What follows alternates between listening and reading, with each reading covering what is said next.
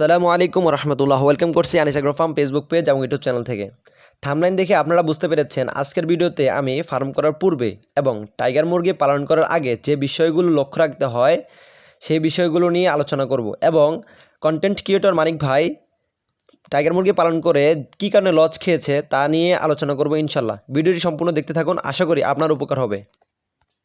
নামাজ বাদ দিও না বন্ধু, দুনিয়ার জীবন থেকে আখিরাত উত্তম।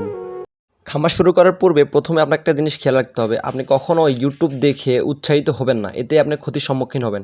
কেননা খামার শুরু করার আগে আপনাকে অবশ্যই ভালো কোনো উদ্যোক্তা সফল হয়েছে বা খামারি আছে, আপনার আশপাশে যে খামারিগুলো আছে তাদের সফর করে তাদের খামারগুলোকে ভিজিট করবেন। ভিজিট করলে আপনার অবশ্যই অভিজ্ঞতা অর্জন করবেন এবং যারা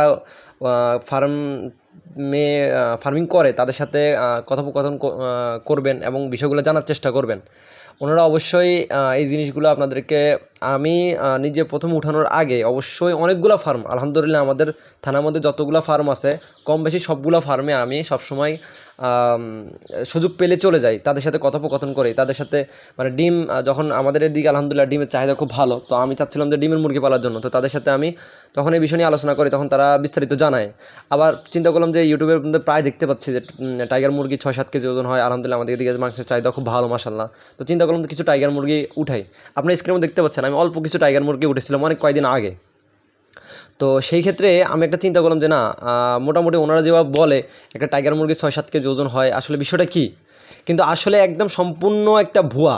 এটা মানে ভিউ বাড়ানোর জন্য বা বাচ্চা কেনার জন্য, মানুষকে উৎসাহিত করার জন্য, কিন্তু যারা পালে একমাত্র তারাই বলতে পারবে যে এগুলো আসলে সত্যি কিনা। যার কারণে বলতেছি ভাই, আপনারা কখনো ইউটিউব দেখে ফার্মিং সেক্টরে উৎসাহিত হয়েন না।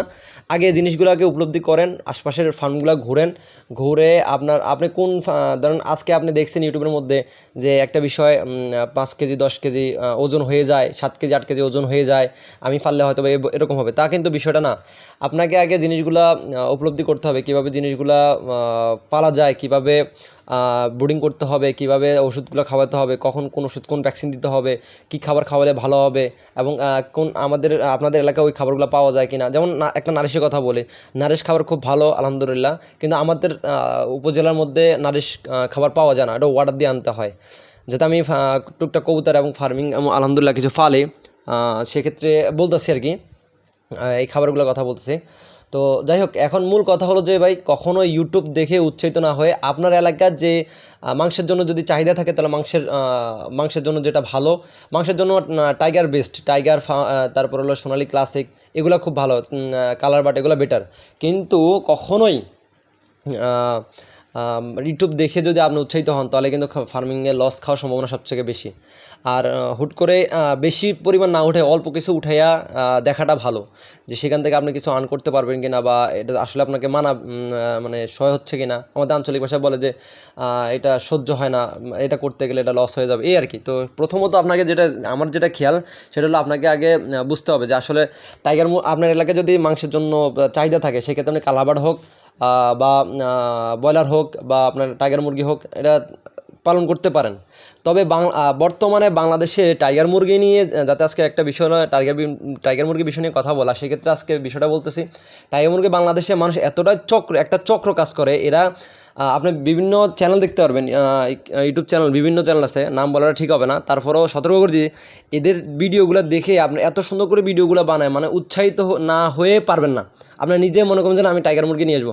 অনেকে আছে, অনেক বাজারের মধ্যে হোক বা অনেক খামারি আছে ইউটিউব চ্যানেলে যারা বিক্রি করে, অনেকে আছে বা ফেসবুকে ইয়াতে বিক্রি করে বা বিভিন্ন অনলাইন সেক্টরে বিক্রি করে। ওরা কি করে, সোনালি মিক্সার টিক্সার বিভিন্ন ধরনের সোনালি ক্লাসিক এগুলো এরকে টাইগার মুরগির বাচ্চা বলে সেল করে দেয়, 60-70-75 টাকা এরকম করে বাচ্চার দাম নেয়।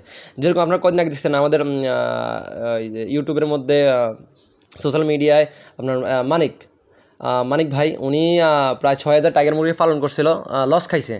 ওনাকে যে বাচ্চাগুলো দেওয়া হয়েছিল ওগুলো টাইগার মুরগি বাচ্চা ছিল না, যার কারণে আর বাচ্চাগুলোর দাম নেওয়া হয়েছিল প্রত্যেকটা, উনি ওনার ভিডিওতে বলেছিল 75 টাকা করে। আসলে এই 75 টাকা করে নেওয়ার কারণে দামটা অনেক বেশি নিচ্ছে এবং এই বাচ্চার দাম সর্বোচ্চ 45 টাকা 40 টাকা এরকম হয়তো, কিন্তু উনি 75 টাকা দিয়ে একটা বাচ্চা সংগ্রহ করছে। 6,000 মুরগি ফালছে, তার মধ্যে ওনার 600 মুরগি মারা গেছে, মানে প্রতি 1,100 করে মুরগি মারা গেছে। এই মুরগিগুলো মারা যাওয়ার কারণে এবং উনি বাচ্চার দাম বেশি নেওয়ার কারণে খাদ্য যেটা খাওয়াইছে, এবং একটা জিনিস কি, আপনি টাইগার মুরগি পাললে মাংস একটা নির্দিষ্ট সময়ের পর কিন্তু আর কখনোই এই টাইগার মুরগির বাচ্চাগুলোর গ্রোথ আর বাড়বে না, নির্দিষ্ট পরিমাণে গ্রোথ আর বাড়বে না। পরবর্তীতে একটা সময় চলে যাওয়ার পর মানে লং টাইম প্রসেসের পরে কিন্তু বাড়ে, ঠিক আছে। তো এমনিতে 40-45 দিন বা 50 দিন এর মধ্যেই আর কি নির্দিষ্ট একটা সময় আছে, ধরেন 1.5 মাস এর মধ্যেই কিন্তু মোটামুটি আল্লাহ 1 কেজি বা 1 কেজি 200 গ্রাম এরকম ওয়েট হয়ে যায় মুরগিগুলার 800-900 এরকম হয়ে যায়। সেই ক্ষেত্রে মাংস উৎপাদন হলে ছেড়ে দেওয়া ভালো, কিন্তু প্যারেন্টস করতে গেলে আপনাকে একটা লং প্রসেস নিয়ে আগাতে হয়, ঠিক আছে। যারা ফার্মিং করছেন তাদের সাথে আলোচনা করলে আপনারা অবশ্যই বুঝতে পারবেন। সেই ক্ষেত্রে ভাই প্রথমে বলতেছি, ফার্মিং করার আগে অবশ্যই আপনাকে কয়েকটা ফার্মে ভিজিট করতে হবে। যেমন একটা কথা বলি, ভালো বক্তা হতে গেলে যেমন ভালো শ্রোতা হতে হয় আগে, এই বিষয়টা ফার্মিং সেক্টরে ঠিক একই রকম। আপনাকে ফার্মিংয়ে ঢুকতে হলে আপনাকে ফার্মে কাজ করতে হবে এবং একটা অভিজ্ঞতা নিতে হবে এবং বিভিন্ন ফার্মে আপনার ভিজিট করতে হবে। যদি ভিজিট করতে পারেন, তাদের সাথে কথোপকথন বলে বা আপনার এলাকায় কোনটা চাহিদার ভালো সেই হিসাবে আপনাকে এই জিনিসগুলা উপর নির্ভর করে ফার্মিংয়ে ঢোকা ভালো। নাহলে কিন্তু ফার্ম সেক্টর ঢুকে লস খাবেন, নিজের শ্রম তো যাবে আরও লস খাবেন। তো যাই হোক, মূল কথা একটাই, আপনাকে যদি প্রথমে টাইগার মুরগি পালতে হয়, সর্বপ্রথম যে জিনিসটা লক্ষ্য রাখতে হবে সেটা হলো যে বাচ্চা, এই গ্রেডের বাচ্চা নির্বাচন করা। প্রথমত এই জিনিসটা, বাচ্চার দাম যাতে বেশি না নেয়। অনেকে বলে এইভাবে যে ভাই আপনি এই গ্রেডে বাচ্চা নেওয়ার পরে একটা জিনিস কি 10 টাকা বেশি দিনেন, কিন্তু যাতে আপনি মুরগিটা ভালো হয়, সাইজ ভালো হয়, ওজন বেশি হয়। আসলে এটা তাদের হলো সেল করার উদ্দেশ্যে, এদের সেল করার উদ্দেশ্যে এই কথাগুলো বলে, বাচ্চা সেল করার উদ্দেশ্যে। আসলে আপনারা প্যারেন্টস দেখে তারপর টাইগার মুরগি বাচ্চা সংগ্রহ করবেন। একদম সর্বপ্রথম বাচ্চা সংগ্রহ করার একটা প্রথম ধাপ যেটা, সেটা হলো প্যারেন্টস দেখে তারপর বাচ্চা সংগ্রহ করতে যাবেন। নাহলে অনলাইন দেখে যদি বাচ্চা সংগ্রহ করেন তাহলে 100%-এর মধ্যে 90% ধরা খাওয়ার সম্ভাবনা আছে। হ্যাঁ, কিছু মানুষ ভালো আছে, আমি সবাইকে খারাপ করতেছি না, কিছু মানুষ ভালো আছে, কিন্তু 100 জনের মধ্যে আপনি 10 জন যে ভালো, এই 10 জনকে আপনি খুঁজে পাবেন কীভাবে, তাই না? একটা বিষয় আছে। সেজন্য বললাম প্রথমত বাচ্চা যাচাই বাছাই করাটা উত্তম। প্যারেন্টস দেখে সবসময় যাচাই বাছাই করবেন এবং এই গ্রেডে বাচ্চা নেওয়ার চেষ্টা করবেন, ঠিক আছে। এই গ্রেডে বাচ্চা নেওয়ার চেষ্টা করবেন। সম্ভবত এখন 65 টাকা 60 টাকা এরকম প্রাইস, যার থেকে যেরকম নেয় আর কি, 60-65 টাকা, 75 টাকা, 70 টাকা।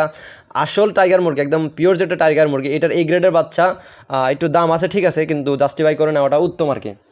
আরেকটা বিষয় হলো তারপর হলো বুডিং সিস্টেমটা। বুডিংটার উপর নির্ভর করে কখন কোন ওষুধ খাওয়াতে হবে।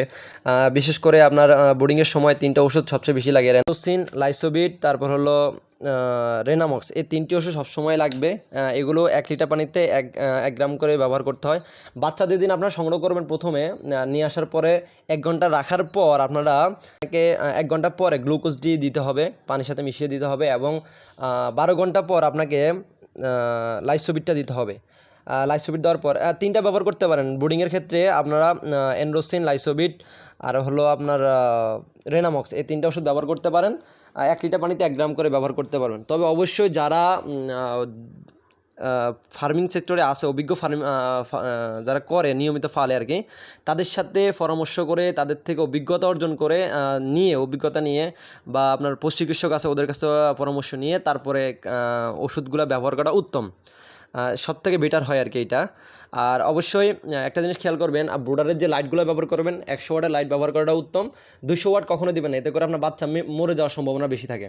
200 ওয়াটের লাইট ব্যবহার করলে বাচ্চা কলিজা জ্বলে যায় বলা যায় আর কি, অন্তর জ্বলে গেলে আপনার সে বাচ্চা তো অবশ্যই মারাই যাবে। তো সেক্ষেত্রে বাচ্চার ক্ষতি হবে এবং বেশি তাপ হলে আবার বাচ্চার বিভিন্ন ধরনের ক্ষতি হয় আর কি। যাই হোক, 60 ওয়াট ব্যবহার করতে পারেন, তবে সবচেয়ে উত্তম হলো 100 ওয়াটের লাইট ব্যবহার করা। এবং বাচ্চা বোর্ডিংয়ের সময় 4 থেকে 5 দিন আপনাকে অবশ্যই পেপারের উপরে বাচ্চা রাখতে হবে। এবং খাবার কথা যদি বলি, অবশ্যই ভালো মানের মুরগি গ্রোথ তৈরি করতে হলে ভালো মানের খাবার অবশ্যই দিতে হবে। ভালো মানের বাচ্চার পাশাপাশি ভালো মানের খাবারও দিতে হবে আপনাকে। সেই ক্ষেত্রে অবশ্যই আপনাকে ব্রয়লার স্ট্যাটাস যেটা ব্রিডিং করার সময় এটা খেয়াল রাখতে হবে। ব্রয়লার স্ট্যাটাসটা অবশ্যই হাতে ভেঙে দিবেন, আর 7 থেকে 8 দিন হাতে একটু ভেঙে, যাতে একটু বড় থাকে, ব্রয়লার স্ট্যাটাসটা বড় থাকে। একটা আছে ফিড মিক্স, ওটা না দিয়ে আপনার ওটা 7 দিনের উপরে খাওয়ালে আবার বাচ্চার গ্রোথ ভালো হয় না। সেক্ষেত্রে আপনার ব্রয়লার স্ট্যাটাস খাওয়ালে মোটামুটি বাচ্চার গ্রোথটা ভালো থাকে আর কি। হাত দিয়ে একটু ভেঙে দেবেন, একটু বড় থাকে একটু ভেঙে দিবেন আর কি। আর অবশ্যই পেপার দিবেন 4-5 দিন অবশ্যই নিচে পেপার দিবেন। পেপার উঠানোর সময় যাতে মলমূত্রগুলো যাতে না থাকে আর কি, সেটা সেভাবে উঠাবেন, এতে করে আবার ঠান্ডা লাগার থাকে আর কি। আর অবশ্যই এই জিনিসগুলো খেয়াল রাখবেন। আর তাদের থেকে বাচ্চা নেবেন অবশ্যই প্যারেন্টস দেখে বাচ্চা নেওয়ার চেষ্টা করবেন। তো অনেকগুলো কথা বললাম, আজ এই পর্যন্তই। সব ভালো থাকবেন। আর আমার চ্যানেলের ভিডিওগুলো যদি আপনাদের ভালো লাগে তো অবশ্যই সাবস্ক্রাইব করে পাশে থাকবেন। আসসালামু আলাইকুম ওয়া রাহমাতুল্লাহ।